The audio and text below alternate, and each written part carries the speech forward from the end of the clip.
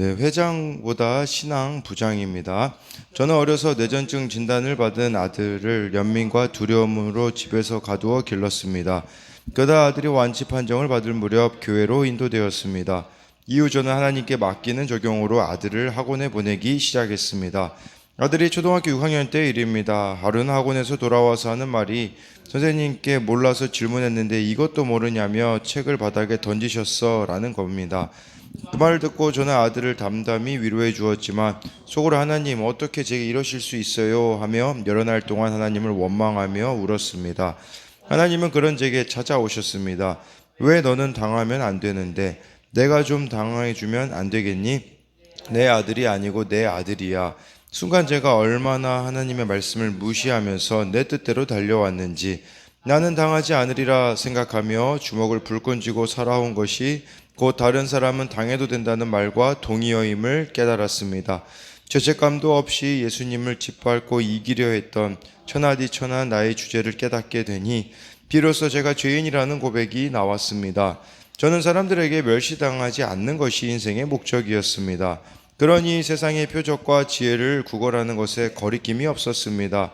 재혼이라는 부모님의 상처를 자랑스러운 딸이 되는 것으로 보상해 드리려 애썼고 모두가 부러워하는 결혼으로 제 열등감을 해소하려고 했습니다.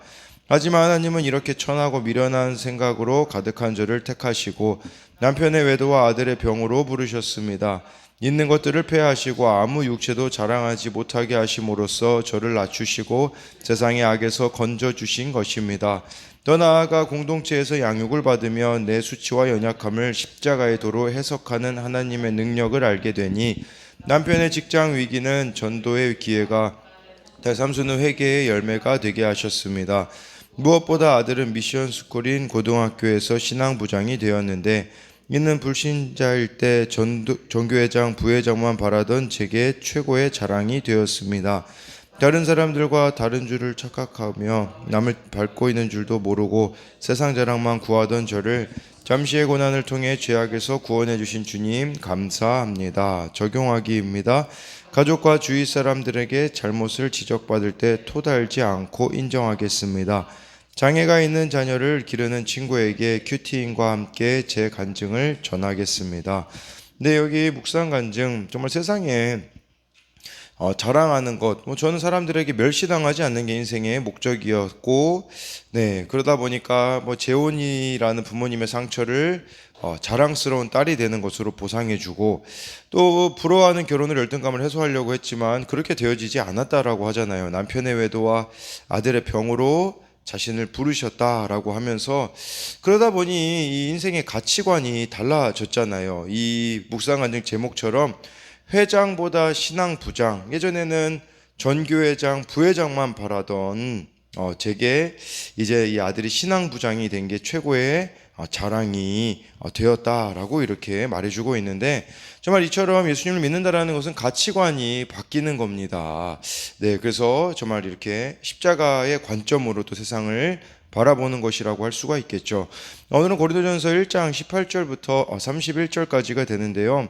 18절에요. 십자가의 도가 멸망하는 자들에게는 미련한 것이요 구원을 받는 우리에게는 하나님의 능력이라. 이 십자가의 도, 이 십자가가요, 멸망하는 자들, 이 멸망하는 자들은 예수님을 믿지 않는 세상 사람들을 말하는 거겠죠. 근데 이 멸망하는 자들이라는 이 단어가 현재 분사형으로 쓰여 있어요. 현재 분사라는 것은 계속 진행된다라는 뜻이에요. 그러니까 지금 당장 소멸된다라는 뜻이 아니라 멸망으로 가고 있다라는 뜻이에요. 멸망. 여러분, 예수님을 믿지 않으면 멸망으로 갈 수밖에 없음을 우리들에게 말씀해 주는 것이라고 할 수가 있는 것이죠.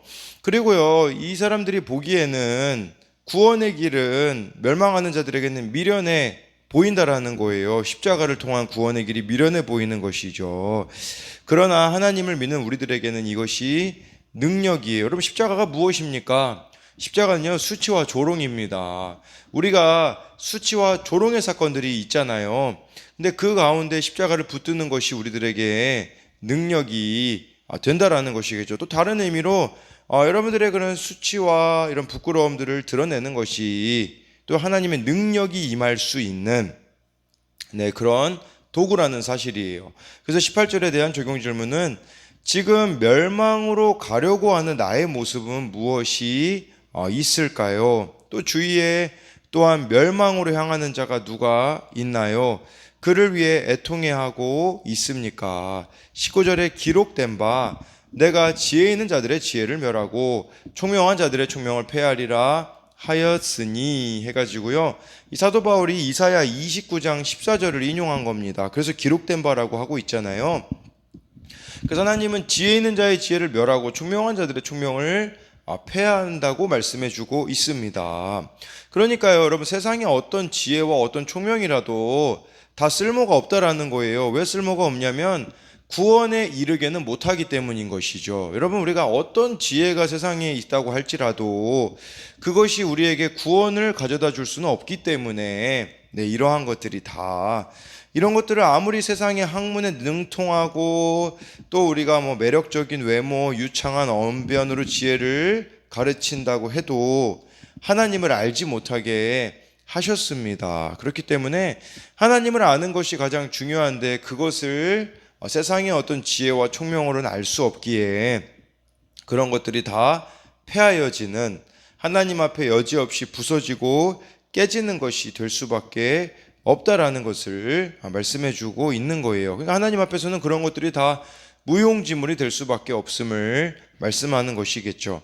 20절에 지혜 있는 자가 어디 있느냐, 선비가 어디 있느냐, 이 세대의 변론가가 어디 있느냐, 하나님께서 이 세상의 지혜를 미련하게 하신 것이 아니냐라고 해가지고요.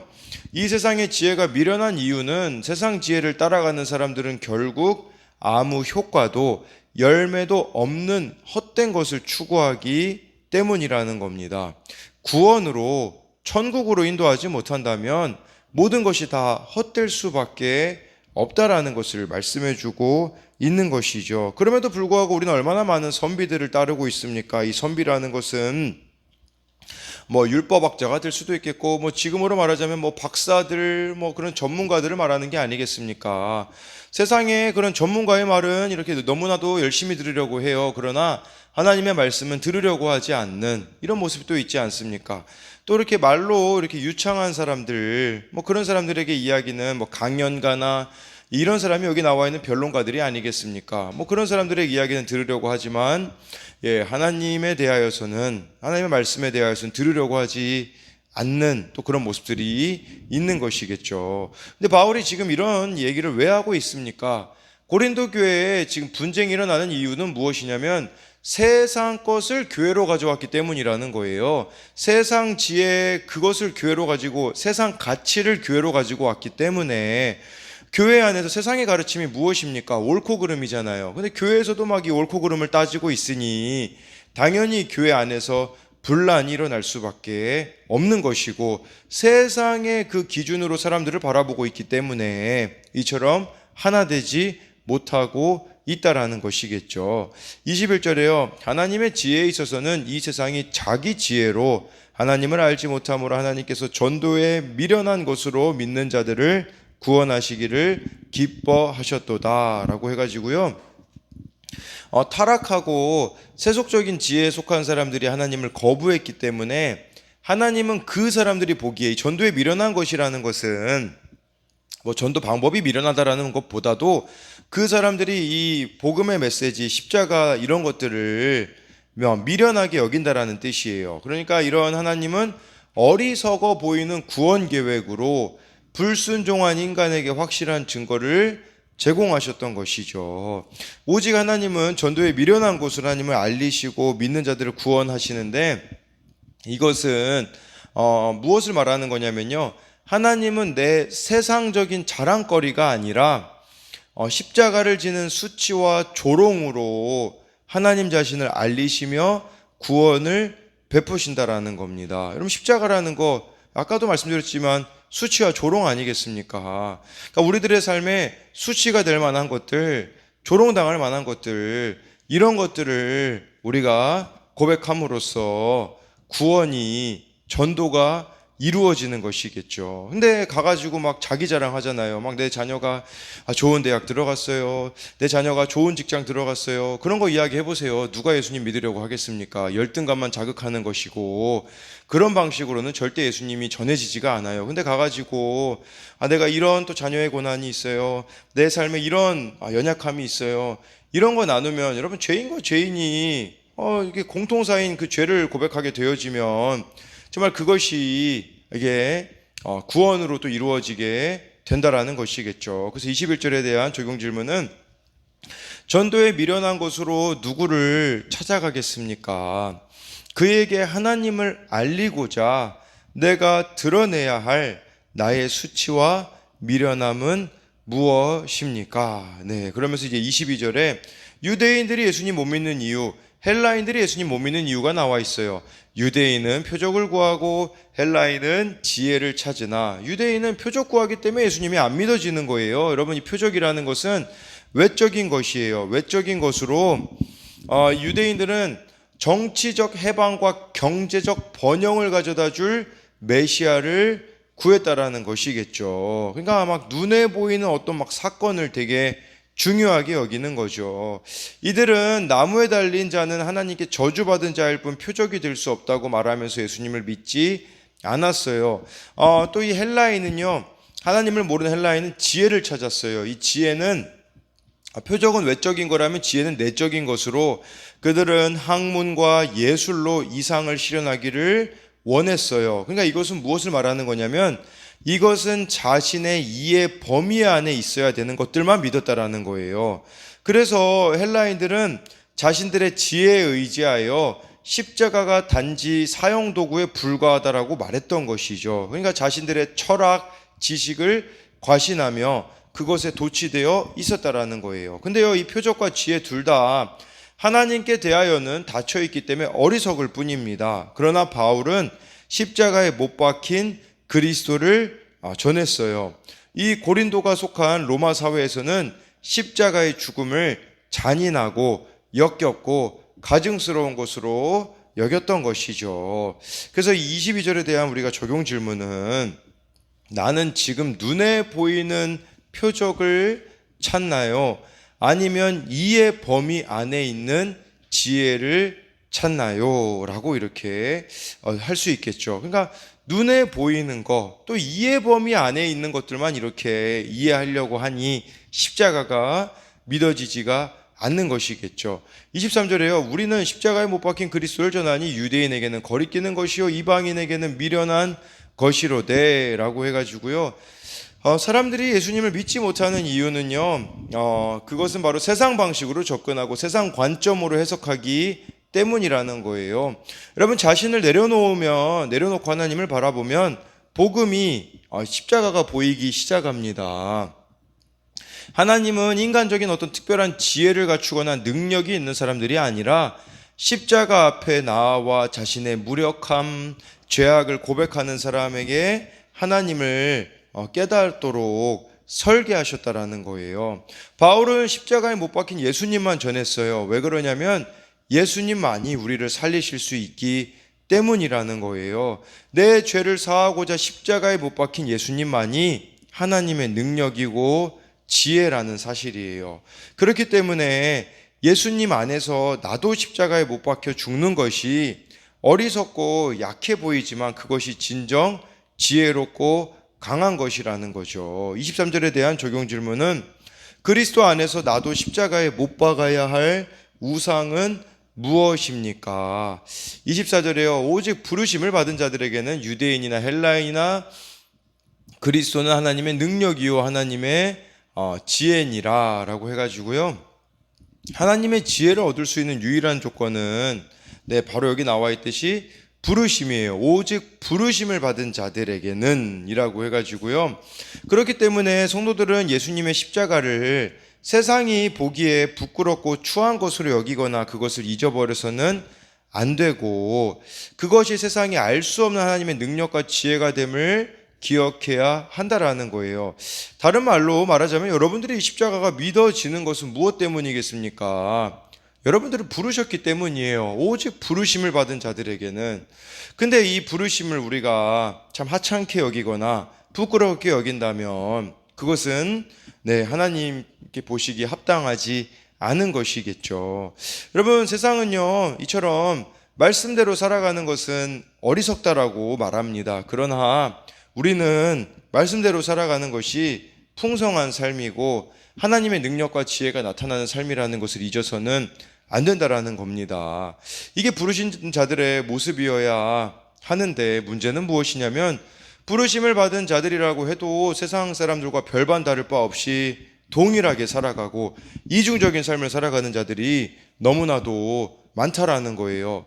포장지만 화려합니다. 목회자 자녀, 권사님 자녀, 장로님 자녀, 신앙 몇 대손, 무슨 소용이 있겠습니까? 정말 예수님이 능력이 되어지지 않는다면, 정말 그 십자가의 복음을 깨닫지 못한다면 그 다른 것들은 다 포장지에 불과함을 알아야 합니다. 24절에 대한 적용 질문은 세상 가치관과 기준에 맞춰 살아가고 있나요? 아니면 말씀의 가르침에 따라 살아가고 있나요? 25절부터 보면요, 하나님의 어리석음이 사람보다 지혜롭고 하나님의 약하심이 사람보다 강하니라 하면서 26절에 형제들아 너희를 부르심을 보라. 육체를 따라 지혜로운 자가 많지 아니하면 능한 자가 많지 아니하면 문벌 좋은 자가 많지 아니하도다 라고 해서요, 인간이 아무리 지혜롭다고 해도 하나님보다 지혜로울 수는 없잖아요. 근데 여기 26절에 보니까 육체를 따라, 이 육체를 따라라는 것을 영어 성경으로는 이렇게 번역을 했어요. 인간적인 기준을 따라, 이렇게 번역을 했거든요. 인간적인 기준으로 봤을 때 고린도 교회 성도들은요 이렇게 지혜로운 자가 많지 않았습니다. 그리고요 능한 자가 많지 않았어요. 능한 자라는 말은 사회적인 영향력을 가진 사람들이 많지 않았다. 그리고 문벌 좋은 자가 많지 않았다라는 것은 상류층 출신이 많지 않았다라는 것을 말씀해주고 있습니다. 그러니까 이들의 신분, 소유, 지식 이런 것들이 별 볼 일이 없었다라는 것이겠죠. 그러나 오히려 그런 별 볼 일 없는 것이 하나님의 은혜만을 절실히 의존했다라는 의미인 거예요. 여러분, 우리는 왜 이렇게 주님만을 의지하지 못하겠습니까? 여전히 내가 지혜롭다고 생각하기 때문에, 내가 능한 자라고 생각하기 때문에, 내가 문벌 좋은 자라고 생각하기 때문에 정말 이 십자가의 은혜를 처절하게 구하고 있지 않는 게 아니겠습니까? 이들은 잘나서 부르심 받은 게 아니기 때문에 자랑할 것이 전혀 없었습니다. 여러분, 초라하고 지질하여 세상에서 환난을 겪는 사람들이 택함을 받고 모인 곳이 바로 교회입니다. 그런 나를 구원하신 주의 능력과 지혜에 감사하며 나의 비천함을 고백하는 것이 주께 쓰임받는 비결이라는 것을 기억해야 돼요. 근데 교회 와서도 우리 막 이런 거 자랑하고 있지 않습니까? 나의 막 학벌, 이게 지혜로운 자겠죠. 나의 능한 거, 내가 얼마나 영향력이 있는데, 문벌 좋은 거, 이것도 같은 의미라고 볼 수가, 내가 얼마나 재산이 많고 상류층이고 이런 것들을 교회 안에서 자랑을 하고 있기 때문에 지금 고린도 교회가 또 하나 되지 못하는 부분들이 있을 수가 있는 것이겠죠. 그래서 이 26절에 대한 적용 질문은 여전히 하나님이 기준이 아니라 인간적인 기준으로 나를 바라보고 있지는 않나요? 하나님께서 나를 부르실 때의 모습은 어떠하였나요? 27절에 그러나 하나님께서 세상에 미련한 것들을 택하사 지혜 있는 자들을 부끄럽게 하려 하시고 세상에 약한 것들을 택하사 강한 것들을 부끄럽게 하려 하시며 28절에 하나님께서 세상에 전한 것들과 멸시받는 것들과 없는 것들을 택하사 있는 것들을 폐하려 하시나니 라고 해가지고요, 고린도 교회의 한 70% 정도는요 신분이 노예였을 거라고 합니다. 여러분, 노예들은 가난하였기 때문에 교육도 받지 못하였을 것이고 약하였을 것이고 배고프고 매맞고 박해받고 수치당하던 사람들이었을 겁니다. 그러나 이들을 하나님이 택하셨다라고 말씀해주고 있는 것이겠죠. 그러니까 이 27절 28절을 통해서 적용 질문은 정말 예수님을 전하고자 먼저 고백해야 할 나의 죄와 수치는 무엇입니까? 그러니까 이게 우리들의 연약함을 고백함으로써 그것이 이제 능력이 되어지는 것을 말하는 것이거든요. 29절에 이는 아무 육체도 하나님 앞에서 자랑하지 못하게 하려 하심이라 라고 해서요. 네, 하나님 앞에서 아무것도 자랑하지 못하게 하려고 세상에 천하고 멸시받는 것들을 택하여 쓰시는 것이 하나님의 지혜예요. 그렇기 때문에 나의 천하고 멸시받는 것을 내어놓는 것이 하나님께 쓰임받는 비결이라는 것이죠. 그래서 제가 어제도 어느 목사님 설교를 듣는데 그 목사님이 아들 이야기를 안 하려고 했다고 하더라고요. 근데 이번 연도부터는 진짜 아들 얘기를 하지 말아야지 해서 아들 얘기를 안 하고 있는데 주변에서 연락이 오더래요. 아들 얘기 좀 하라고. 그 아들 얘기를 해야 자기들이 또 위로가 된다라고 하더라고요. 그 아들은 정말 원하는 고등학교, 이게 막 국제고등학교에 들어갔는데 견디지 못해서 우울증에 걸리고 방에만 이렇게 있거든요. 그런 약함이 오히려 누군가를 살리는 약재료가 되었다고 또 이렇게 말할 수 있는 것이겠죠. 우리도 마찬가지예요. 다른 사람을 살릴 수 있는 것은 여러분들이 뭐 세상적으로 얼마나 영향력이 있느냐, 얼마나 좋은 학벌을 가졌느냐, 얼마나 재산이 많으냐 가지고 한번 사람을 살려보려고 하십시오. 아무도 살릴 수 없습니다. 그러나 내가 다른 사람을 살릴 수 있는 것은 무엇이냐면 나의 약함입니다. 나의 초라함, 나의 부끄러움, 찌질해 보이는 거예요. 근데 이런 것들이 정말 누군가에게를 살릴 수가 있다라는 것을 말해주는 것이겠죠. 30절에 너희는 하나님으로부터 나서 그리스도 예수 안에 있고 예수는 하나님으로부터 나와서 우리에게 지혜와 의로움과 거룩함과 구원함이 되셨으니 라고 해가지고요. 여러분 이거 쉽게 말하면 그런 얘기예요. 여러분 예수님 안에 있으면 모든 걸 다 주신다라는 뜻이에요. 예수님 안에 있으면 우리에게 지혜도 생기고 의로움도 생기고 거룩함도 생기고 구원함에 이를 수가 있다라는 것이겠죠. 여러분 이처럼 예수님이 하나님과 우리 사이에 중재자가 되셔서 예수님 안에서 우리는 의로움, 하나님 앞에 바르게 설 수 있게 되는 것이겠죠. 거룩함, 도덕적인 또 정결을 말하는 것, 구원함, 죄의 노예 상태부터 해방을 얻게 되어지는 거예요. 근데 이 30절을 반대로 말하면 무슨 말인 줄 아십니까? 예수님께서 요한복음에 하신 말씀처럼 너희는 나를 떠나서 아무것도 할 수 없음이라, 이 말씀이에요. 우리는 예수님을 떠나서는 아무것도 할 수가 없다라는 거예요. 어제 말씀해 주고 있잖아요. 우리를 하나님이 부르신 것은 예수님과 교제하기 위함이라고. 네, 이 교제 안에 거하게 되어질 때 우리는 완전해진다라는 것이겠죠. 그러니까 늘 여러분들이 예수님을 필요로 하셔야 한다라는 거예요. 31절에 기록된 바 자랑하는 자는 주 안에서 자랑하라 함과 같게 하려 함이라 라고 해서요. 네, 이것은 예레미야 9장 24절을 바울이 인용하였어요. 그 9장 24절, 예레미야 9장 24절은 이렇게 나와 있어요. 자랑하는 자는 이것으로 자랑할지니 곧 명철하여 나를 아는 것과 하나님을 아는 것을 자랑하래요. 나 여호와는 사랑과 정의와 공의를 땅에 행하는 자인 줄을 깨닫는 것이라. 나는 이 일을 기뻐하노라 여호와의 말씀이니라. 여러분 하나님을 제대로 아는 것을 자랑하래요. 근데 여러분 여기 보니까 사랑과 정의와 공의를 땅에 이렇게 행하는 분이라는 걸 알아야 된다라고 하는데 많은 사람들이 사랑의 하나님만 압니다. 그러다 보니까 자기가 나 사랑받는 자니까 나는 구원받았어가 아니에요. 이 정의와 공의를 행하는 분임을 동시에 알아야 된대요. 그게 무슨 말이겠습니까? 죄를 눈 감아 주실 수 없는 분, 죄에 대하여서는 반드시 짚고 넘어가실 수밖에 없는 분을 우리가 알아야 한다라는 것입니다. 그래서 이 사랑과 정의와 공의의 하나님을 분명히 알아야 한다라는 것이겠죠. 그래서 또 내가 자랑할 것은 30절에 나와 있는 것처럼 나에게 지혜와 의로움과 거룩함과 구원함이 되신 예수님밖에 없다라는 사실이에요. 그래서 이 31절에 대한 또 적용 질문으로는 나는 무엇을 자랑하고 있나요? 라고 해가지고요.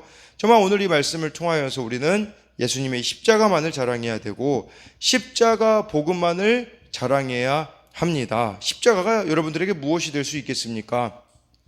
수치와 부끄러움이 되지 않겠습니까? 세상은 그런 것들을 가리라고 해요. 가면을 쓰라고 합니다. 이중적인 삶을 살아가라고 합니다. 그러나 그래서는 이 십자가 복음을 우리는 결코 알 수가 없고 또 이 십자가 지는 적용을 날마다 우리가 하며 나아갈 때에 그때 이 전도에 미련한 것으로 또 이렇게 구원의 역사를 이루어 가시는 하나님을 여러분들이 경험하시기를 소망합니다.